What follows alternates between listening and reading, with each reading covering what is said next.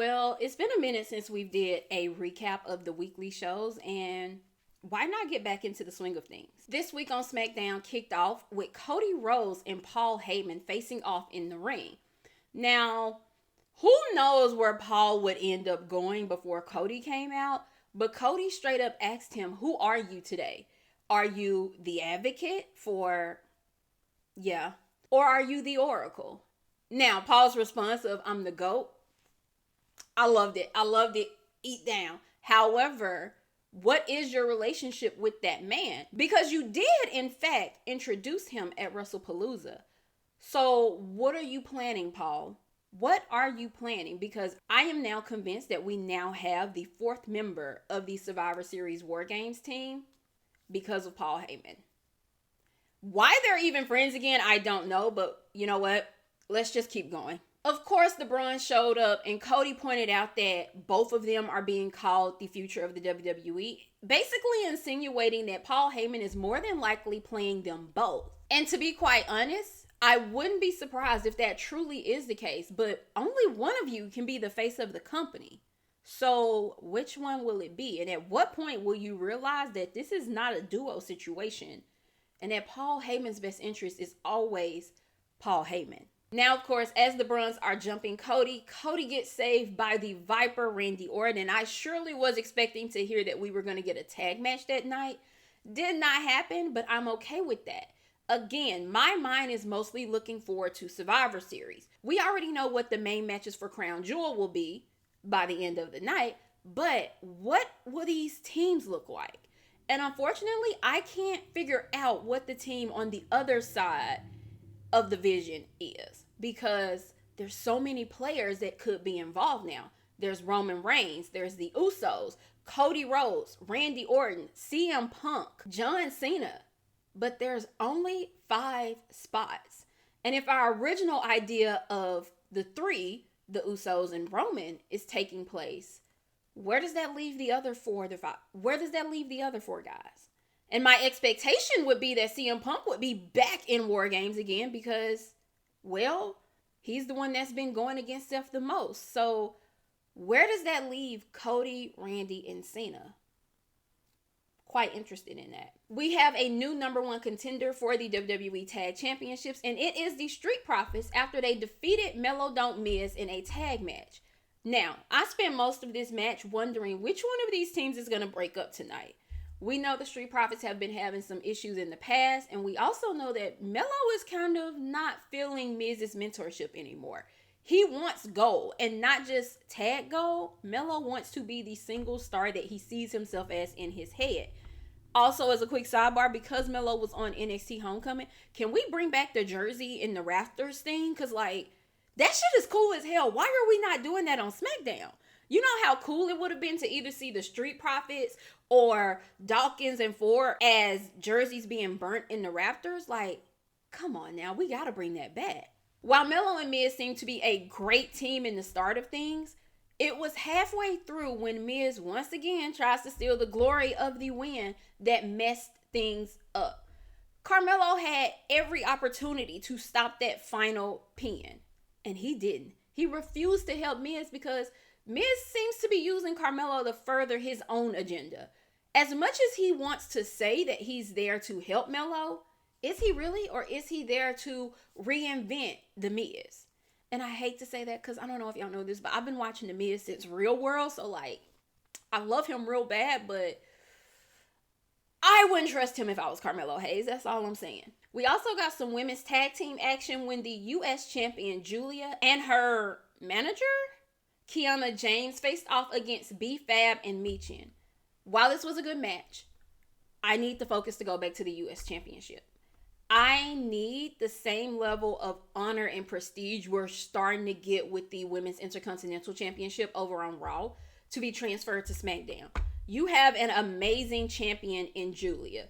You have gave her a great manager in Kiana James, but like, I need a little more. I need to see her defending that title. Hell, I wouldn't be mad if we had 2 open challenges with Sami and Julia, because it just makes sense for those 2 who are dual champions, I would say, since they hold the same title, just male and female, to both be doing similar things. Like, I don't mind an open challenge for the women either, because it gives us the same thing that Sami's does.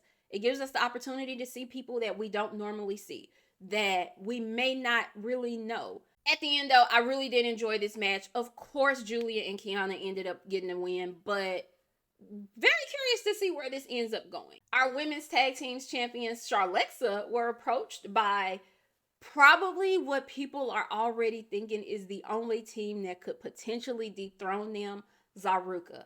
But that's only if Zaruka gets their problems together, because they couldn't even step to Charlotte and Alexa without finding something to argue about. Y'all are supposed to be a team. You're supposed to be a unit. You're supposed to be one. Y'all gotta get it together, which is exactly what Alexa pointed out to them.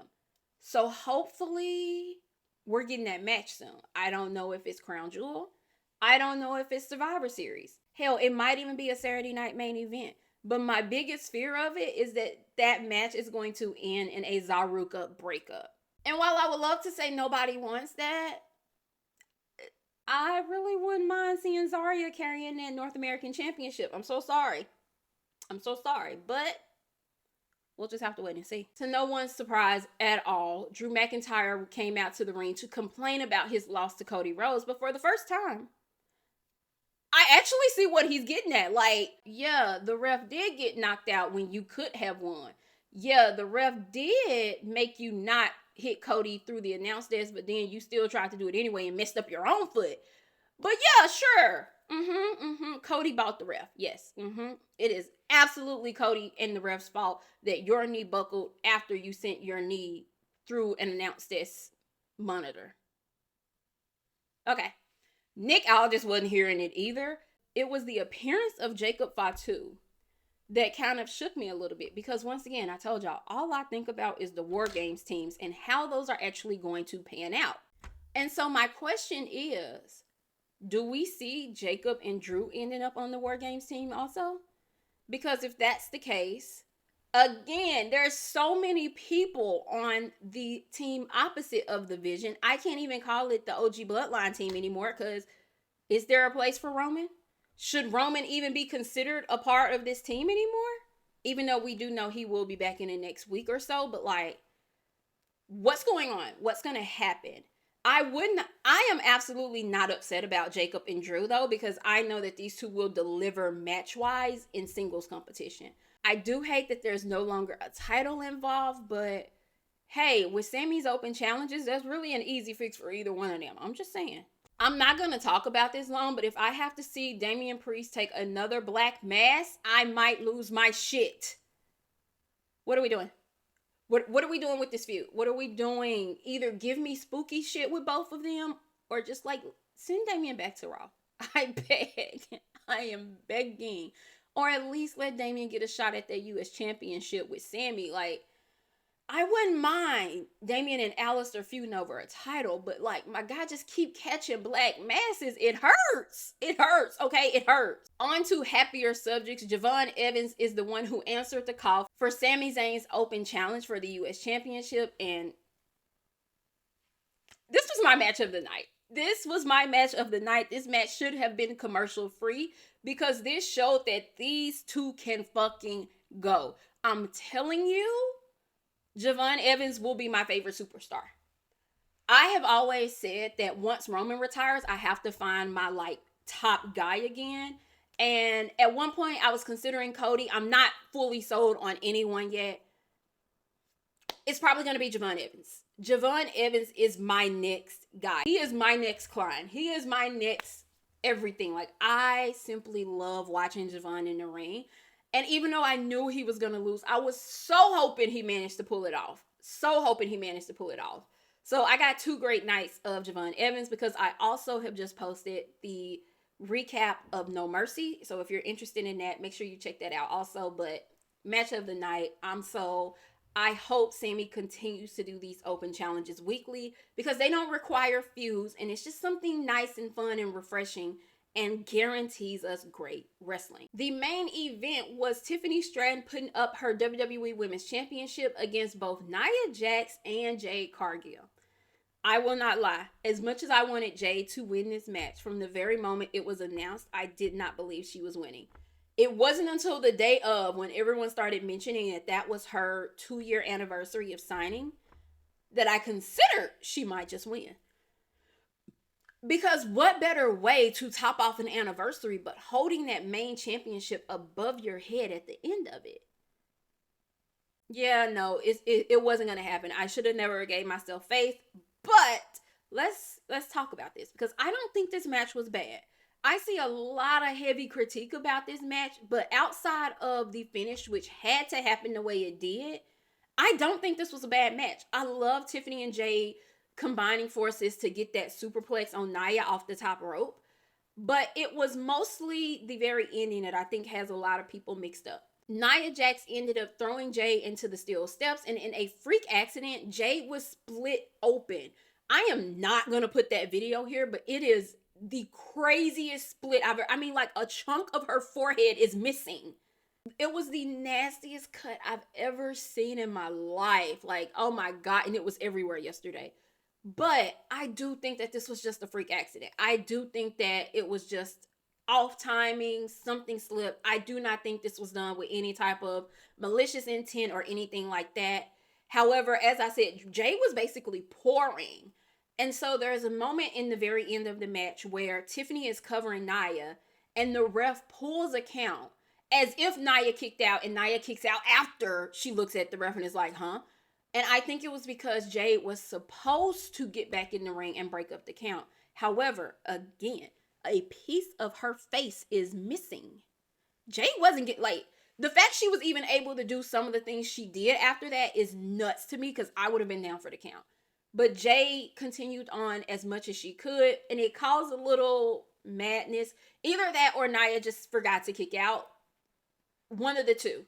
But I don't think that was enough to consider this a bad match. In the end, Tiffany did hit her prettiest moonsault ever on Nia and retain her championship, and ended up face to face with Stephanie Vaquer, the WWE Women's World Championship, and they will face off at Crown Jewel. I'm not sure how I feel about this match. I'm really not sure. I'm a little bit nervous, if I'm honest.